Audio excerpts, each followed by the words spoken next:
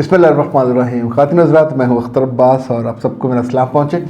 सर्दियों के बड़े फ़ायदे हैं, कलर्स बड़े अच्छे हो जाते हैं कपड़ों के, स्कार्फ अच्छे निकल आते हैं। लड़कियों के भी कपड़े, स्कार्फ और शनील और लेनन, पता नहीं क्या क्या लिनन, अच्छी अच्छी चीज़ें। मर्दों के सूट निकल आते हैं, मैंने स्कार्फ संभाल के रखे होते हैं, वो आ जाते हैं। एक बड़ा कुजी सा होता है, अच्छा लगता है। और वैसे तो रब की बनाई हर चीज़ ही शानदार और उम्दा है। अगर जब मौसमों की वेरिएशन ना हो तो ज़िंदगी में बहुत सारी खूबसूरती कम हो जाए, फलों की मिठास कम हो जाए। ये जो धूप से फसलें उगती हैं, फसलें पकती हैं, एक एक चीज़ का इम्पैक्ट होता है। कभी दरख्त पत्तों के बिना, कभी दरख्त पत्तों से लदे हुए और भरे हुए, खुशबू से महकते हुए। कुछ मौसम आता है जब लॉन आपके फूलों से और उनके रंगों से और उनकी खुशबुओं से बिल्कुल महकते, और कभी ऐसा भी आता है कि सिर्फ घास रह जाती है और फूल वूल नहीं होते।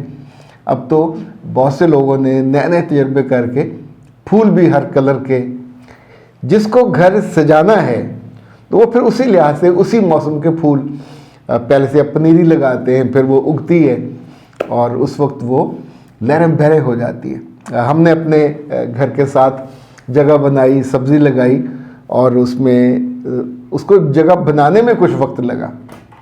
फिर माली को उसके स्पेशल पैसे दिए और उसने अब सब्ज़ी वब्ज़ी लगा दी है। अब कुछ दिनों के बाद धूप में बैठ के अगर आपने ताज़ा मूली खानी हो तो वो खा सकेंगे, शलजम खाने हुए तो वो खा सकेंगे। इसका मतलब है हर चीज़ को प्लान करके किया जा सकता है। फूलों और सब्ज़ी के ज़िक्र से मैं किसको जोड़ रहा हूँ? अरीबा का सवाल है। वो कहते हैं, सर जी मेरी सास ने, ससुर ने और शौहर ने बातें कर करके मुझे बीपी का मरीज़ बना दिया है। मैं नॉर्मल ज़िंदगी बसर करना चाहती हूँ, क्या करूँ? मेरे बच्चे, दुनिया का सबसे आसान काम है नॉर्मल ज़िंदगी बसर करना, और ये ख़वातीन का चॉइस नहीं होता। वरना अगर चॉइस हो, मुझे ये बताइए, जब आप खाना पकाते हैं, अच्छा सारी ख़वातीन हर उम्र की इस बात को सुन लें, आपके बड़े काम आएगा। जब आप खाना पकाते हैं तो आपको इल्म होता है कि घर में बीपी वाला कौन है, तो उसके लिए नमक कम रखा जाता है। अगर बीपी वाला कोई नहीं, सारे चिटखोरे हैं, यानी बेटे भी कम उम्र हैं, मियाँ भी अभी यंग है, 40 और 45 के बीच में है, तो फिर घर में चस्के वाला खाना, मिर्चे मसालों वाला खाना पकता है, फीका कोई नहीं खाएगा। तो ये कौन है? क्या मिर्चे मसाला खुद उड़ के हांडी में चले जाते हैं? आप उसे ओपन करते हैं ढक्कन, फिर उसमें से चम्मच के लिहाज से उसमें डालते हैं और फिर सभी मज़े ले लेके खाते हैं। 3-4 चीज़ें इसमें इन्वॉल्व हुई।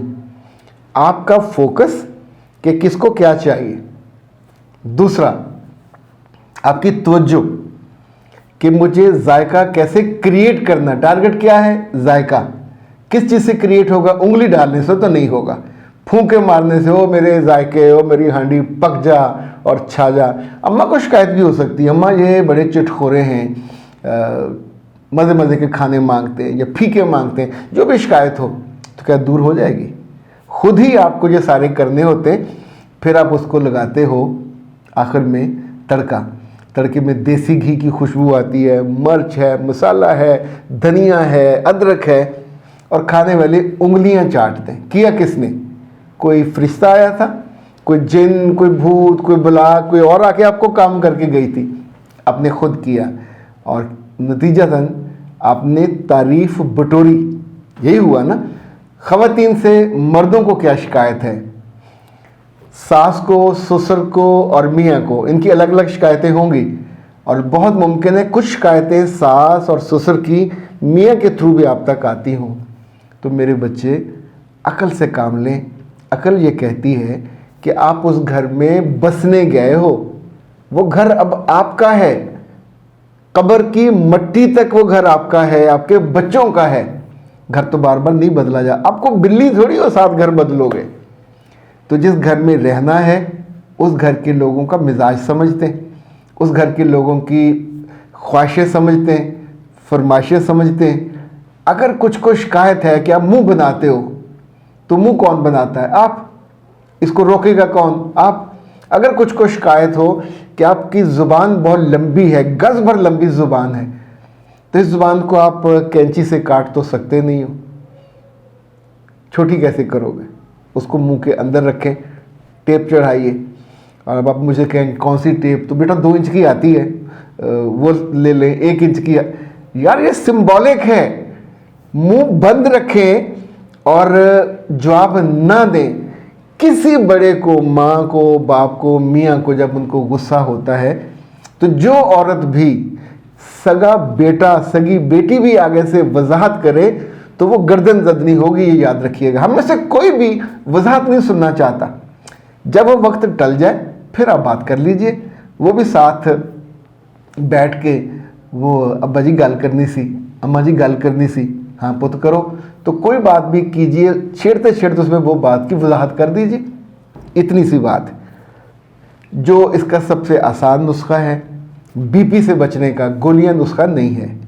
गोलियां खाओगे सारी उम्र बीपी शूट करेगा और एक दिन आपको ब्रेन हेमरेज हो जाएगा।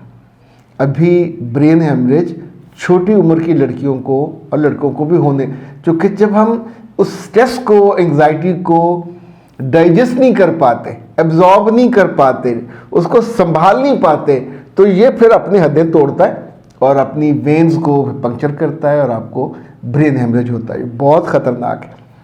एक कागज़ लें, वरना दिल के कागज़ पे लिख लीजिए, अपने मोबाइल पे लिख लीजिए कि अब्बा जी की यानी ससुर साहब की 1 2 3 3 शिकायतें, अम्मा की 3 शिकायतें, मियाँ की 3 शिकायतें, कुल बनी 9 में से मेरा ख्याल है 3 या 4 कॉमन होंगी।